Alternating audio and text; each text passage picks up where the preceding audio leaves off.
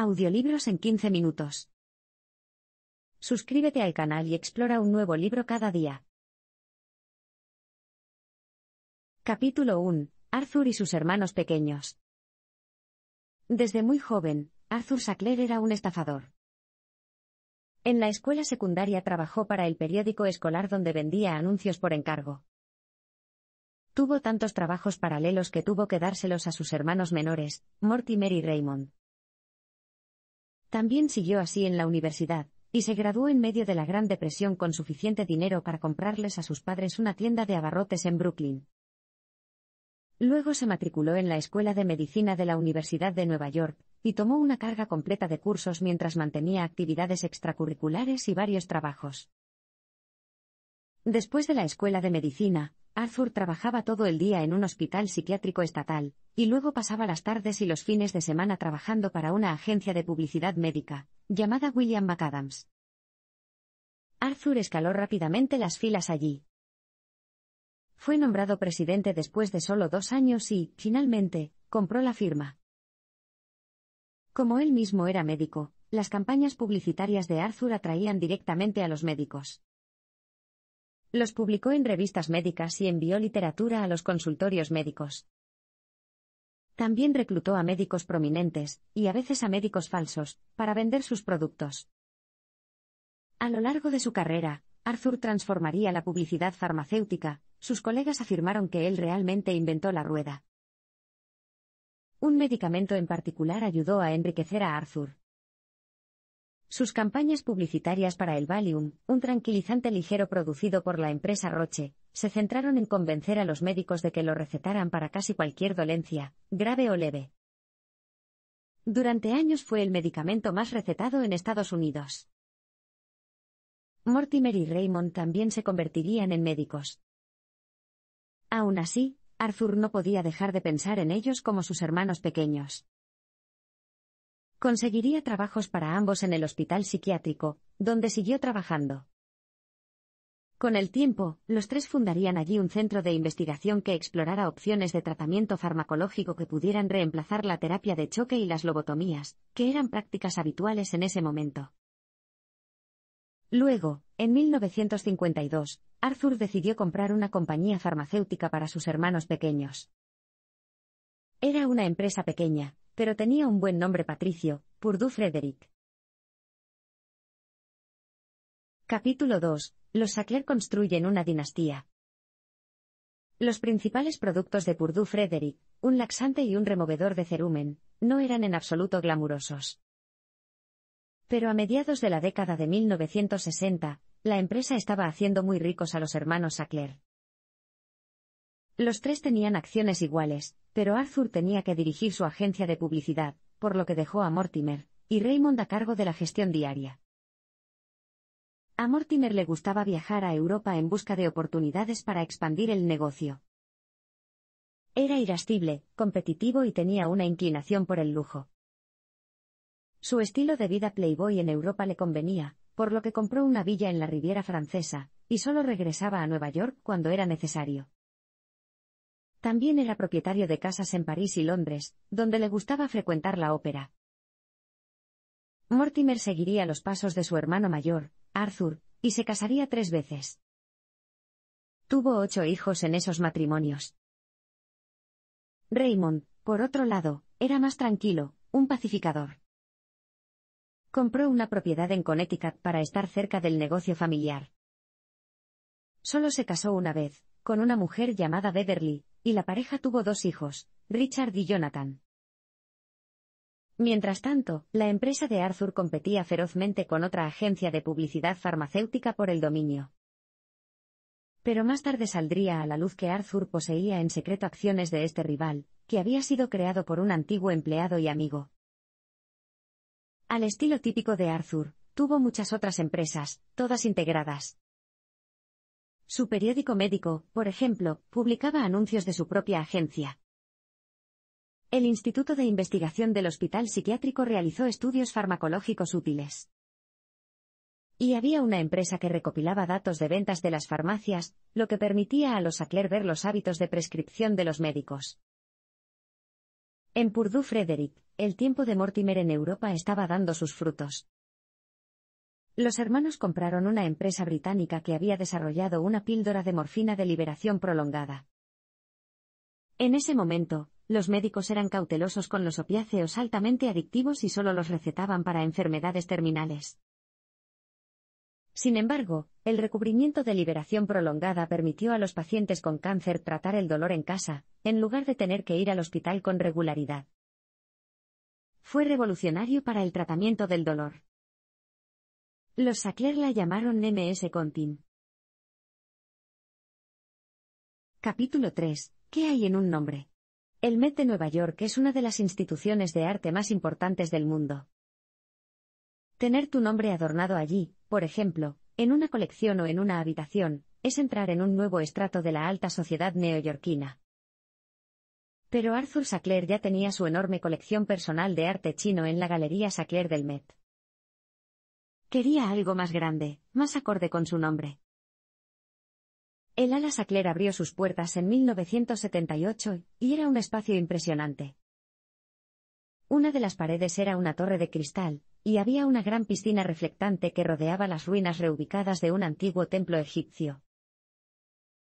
Los tres hermanos eran generosos filántropos, y donaban su dinero para dar nombres a instituciones de todo el mundo. Por eso es probable que hayas estado en o cerca de un edificio con el nombre de Sackler, la Biblioteca Sackler de la Universidad de Oxford, la Escalera Mecánica Sackler de la Tate Modern, y el Centro Sackler de Educación Artística del Museo Guggenheim. La lista sigue. Y sigue. Pero curiosamente, hay un área en la que el nombre de Sackler rara vez aparecía. Los hermanos parecieron casi hacer todo lo posible para crear distancia entre ellos y sus negocios. Los tres eran conocidos por negarse a las entrevistas, y se resistieron a ser la cara pública de sus empresas, prefiriendo gestionar en segundo plano. La motivación de Arthur pudo haber sido ocultar la naturaleza integrada de sus muchas empresas. Pero durante años, también se hizo rico mediante el uso de dudosas técnicas de marketing para expandir el uso del Valium. Y en Purdue Frederick, su nuevo medicamento ya estaba siendo investigado. La empresa recibió una palmada en la muñeca de la Administración de Alimentos y Medicamentos por vender MS Contin sin aprobación. El abogado de la empresa, Howard Udell, argumentó que la aprobación de la FDA era innecesaria, ya que su ingrediente activo, la morfina, no era nuevo.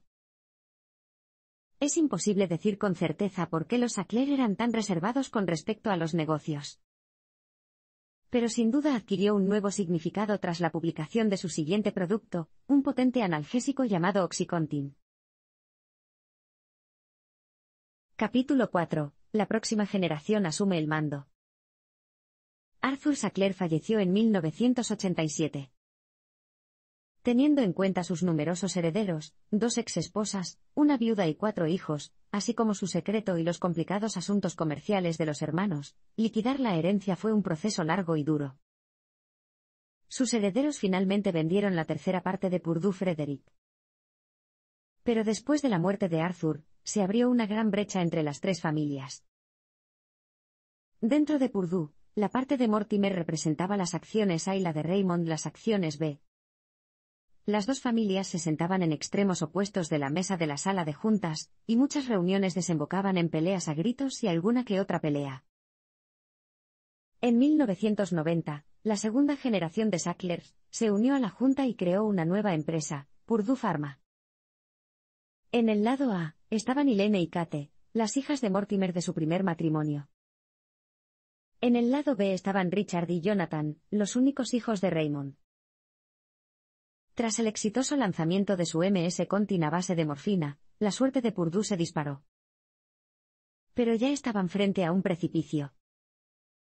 Tan pronto como se agotara la patente, las compañías de medicamentos genéricos podrían lanzarse y producir una versión más barata, lo que socavaría su monopolio. No está claro a quién se le ocurrió la idea. Kate afirma que, una noche, mientras cenaba con su primo Richard, sugirió que aplicaran la capa de liberación prolongada de MS Contin a otro opioide, la oxicodona. Richard se opone a esa historia. De cualquier manera, supervisó su desarrollo con fervor y trabajó con el equipo de investigación día y noche para desarrollar el nuevo fármaco. Richard encarnaba muchos rasgos de su tío Arthur, era profundamente reservado y dedicado a su trabajo, que perseguía con una estrecha obsesión. Era un capataz, un microgerente, siempre necesitaba la última palabra y claramente carecía de habilidades interpersonales. En 1994, se envió un memorando muy confidencial a los Sackler en el que se describía un plan secreto para anunciar este nuevo medicamento al que llamaban Oxycontin para su uso más allá del dolor causado por el cáncer. El problema era que los médicos aún tenían grandes dudas sobre los opioides, y la oxicodona es aproximadamente el doble de potente que la morfina. Si querían acceder al mercado general del dolor, mucho más amplio y lucrativo, Purdue tendría que cambiar el paradigma del tratamiento del dolor. Capítulo 5. El analgésico con el que empezar y con el que seguir. El primer obstáculo que Purdue tuvo que superar fue la FDA. Antes eludieron el regulador con el lanzamiento de MS-Contin. Esta vez, el objetivo era Curtis Wright, quien supervisó la aprobación de los analgésicos. Mientras Purdue y la FDA discutían los detalles de la etiqueta durante meses, Purdue desarrolló una relación acogedora con Wright. ¿Qué tan acogedor? Poco después de que se aprobara Oxycontin en un tiempo récord, Wright dejó la FDA y se aseguró un salario anual de $400,000 trabajando en Purdue Pharma. Tras la aprobación, la estrategia de la empresa se basó en su enorme ejército de representantes de ventas, que recibieron capacitación para aliviar los temores que los médicos pudieran tener sobre la prescripción de opioides. El primer tema de conversación se centró en el recubrimiento de liberación prolongada. Afirmaron que debido a que el ingrediente activo se libera en 12 horas, no produce el tipo de euforia rápida, y el deseo que se asocian con la adicción. Los representantes de ventas también recibieron instrucciones de repetir la estadística según la cual menos del 1% de los pacientes con opioides se volvieron adictos. Sin embargo, esa cifra no se basó en estudios revisados por pares. Más bien provenía de una breve carta al editor enterrada en lo profundo de una revista médica basada en las observaciones de un médico. De hecho, Purdue nunca realizó investigaciones sobre las propiedades adictivas del Oxycontin. Los representantes de ventas también dijeron que Oxycontin era el analgésico para empezar y seguir con él. En otras palabras, era bueno para el dolor a corto o largo plazo, intenso o moderado. Si los médicos seguían mostrándose escépticos, los representantes simplemente señalaron la etiqueta aprobada por la FDA. Se cree que el retraso en la absorción reduce la probabilidad de abuso del medicamento, decía. Además de estas estrategias de marketing, Purdue también financió grupos como la American Pain Foundation o el Pain Care Forum. Parecían ser organizaciones de base que abogaban por reformas en el tratamiento del dolor. En realidad, eran organizaciones denominadas césped artificial que presionaban en nombre de las grandes farmacéuticas. Todo este esfuerzo daría sus frutos con creces. 4 años después de su lanzamiento en 1996, Oxycontin superaría los $1.000 millones en ventas anuales. Al final, los Sacklers ganarían $35.000 millones con su exitoso medicamento. Capítulo 6. La creación de una crisis. En 2000, el fiscal federal de Maine, Jim Kloskey, envió miles de cartas a los médicos de todo el estado advirtiéndoles sobre los peligros del Oxycontin. En ese momento, Maine estaba sumida en una crisis total de opioides. Y no era el único estado. El abogado de Purdue, Howard Udell, argumentaría más tarde ante el tribunal que la carta de Kloskey era la primera vez que se enteraban del abuso generalizado de la droga. Pero era mentira. Un año antes, Udell había pedido a su secretaria legal, Martha West, que investigara un poco sobre el abuso de Oxycontin. Encontró salas de chat llenas de personas que describían cómo frotar el recubrimiento de liberación prolongada, para poder triturar la píldora e inhalarla. Envió su informe a la alta dirección y a varios Sacklers. Sin embargo, ya en 1997, los representantes de ventas incluían estos temas en sus notas de campo. De hecho, los pacientes se quejaban a los médicos de que el efecto del fármaco había desaparecido antes de las 12 horas y estaban experimentando abstinencia. En respuesta, la empresa creó el concepto de pseudoadicción, y les dijo a los médicos que el problema era la reaparición de los síntomas del dolor, no la adicción, y que los médicos simplemente deberían aumentar la dosis. A medida que aumentaban las críticas, Purdue argumentaba que se trataba de una cuestión policial. El problema eran los drogadictos, no la droga en sí misma. La sugerencia era que cualquier persona adicta al Oxycontin probablemente ya había abusado de drogas ilícitas, o tenía antecedentes de adicción. Los ejecutivos de Purdue querían asegurarse de que no se perdiera la voz de las personas que necesitaban desesperadamente aliviar el dolor. La primera investigación criminal de Purdue fue encabezada por John Brownlee, un fiscal de los Estados Unidos en Virginia, una región muy afectada por la crisis de los opioides. A lo largo de varios años, su equipo elaboró un caso y analizó millones de documentos internos. En 2007, Purdue evitaría el juicio público al llegar a un acuerdo de declaración de culpabilidad. Pagaron una multa de $600 millones y pidieron al juez que sellara todas las pruebas del caso. Gracias a sus conexiones políticas, ningún Sackler fue acusado. En cambio, 3 ejecutivos, incluido Udell, asumirían la culpa, pero no se enfrentarían a cargos por delitos graves. Para una empresa que gana miles de millones cada año, el resultado equivalía a una palmada en la muñeca. Capítulo 7. Los multimillonarios empañados. Había tranquilidad en el Museo Guggenheim esa noche. El gran atrio en espiral estaba lleno de sus habituales susurros y pasos. Entonces, de repente, empezaron a llover cuadritos de papel desde el piso superior. Se desplegaron pancartas en los balcones que decían: ¡qué vergüenza, Sackler! La protesta fue organizada por la famosa fotógrafa Nan Goldin, cuyas obras se encuentran en el museo. Fue el comienzo de una enorme presión pública sobre las instituciones para que eliminaran el nombre de Sackler de sus paredes. Para 2019, casi todos los estados de EU estaban demandando a Purdue Pharma por su papel en la crisis de los opioides. 14 nombraron personalmente a los Sackler. Además, los condados, las ciudades y los hospitales presentaron miles de casos. Purdue Pharma quedó atrapada en un litigio. Mientras tanto, la empresa había desarrollado una nueva fórmula de Oxycontin que no podía triturarse. Si bien puede haber parecido un intento de corregir errores del pasado, esta nueva versión a prueba de manipulaciones solo se publicó una vez finalizada la patente original. En un extraño cambio de actitud, Purdue dijo que ya no produciría la versión anterior de Oxycontin por motivos de seguridad, y pidió a la FDA que prohibiera también las versiones genéricas, cosa que la agencia estuvo encantada de hacer. De hecho, se descubrió que la nueva fórmula no tenía ningún efecto sobre la crisis de los opioides. Muchas personas ya eran adictas y, en cambio, recurrieron a la heroína o al fentanilo, lo que provocó un aumento de esas drogas. Al final, Purdue organizaría un acuerdo con todos los estados. La empresa se declararía en quiebra y se convertiría en un fideicomiso público.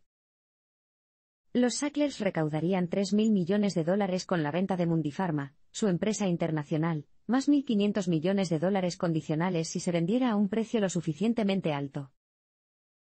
Los Sackler admitirían no haber cometido ningún delito y no se acusaría a nadie. Si bien muchos de los estados querían rechazar el acuerdo, probablemente era lo mejor que podían conseguir.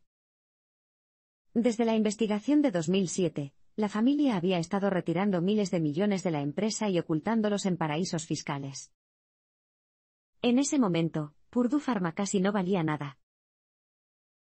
Al final, los Sacklers perderían Purdue, pero se quedarían con sus miles de millones.